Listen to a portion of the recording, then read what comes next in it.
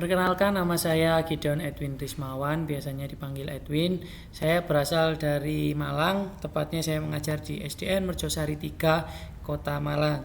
Nah, di sini saya mau menjelaskan tujuan saya membuat video ini adalah untuk memenuhi syarat pelatihan belajar semangat 2. Dan di sini di modul 4 saya telah belajar tentang empati dan perencanaan materi pembelajaran.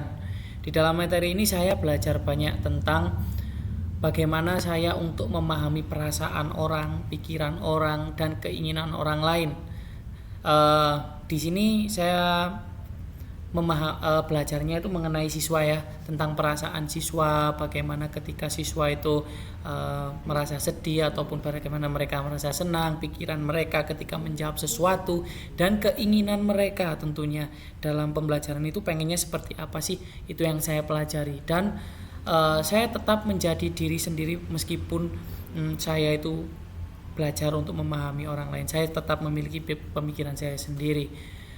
Dan yang saya dapat dari lembar aksi yang pertama adalah melatih pemahaman tentang emosi orang di luar saya. Di luar saya artinya saya dapat memahami emosi orang lain ketika dia menyampaikan emosinya, entah itu emosi senang atau emosi bahagia ataupun emosi sedih, saya bisa memahaminya.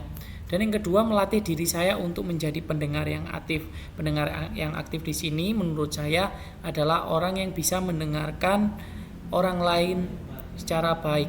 Contohnya ketika ada orang yang bercerita, kita tidak memotong pembicaraannya dan kita tetap mendengarkannya dengan sepenuh hati. Dan yang ketiga adalah merencanakan kegiatan monitoring ketika siswa itu dalam masalah, dalam emosinya tidak stabil, kita bisa merencanakan kegiatan monitoring tersebut. Artinya kita bisa memantau dan kita bisa mencari tahu kenapa kok emosinya seperti itu. Dan yang terakhir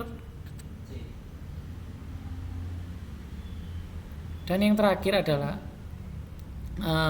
mohon maaf, tips dan triknya untuk teman-teman semuanya adalah tips kita supaya kita bisa memahami orang lain adalah kita harus mendengarkan orang lain dengan sepenuh hati.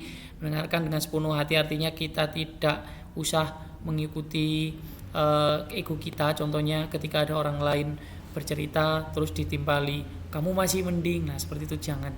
Dan yang kedua adalah memberi respon yang positif, kita beri semangat, kita beri dukungan. Dan yang terakhir adalah menghargai orang. Ketika dia punya masalah, kita tetap menghargai orang itu agar orang itu tetap bisa semangat dalam menjalani hidupnya. Nah, mungkin itu saja yang bisa saya bagikan. Ada kurang lebihnya saya mohon maaf. Semoga ini bisa membantu dan memotivasi Anda sekalian. Terima kasih.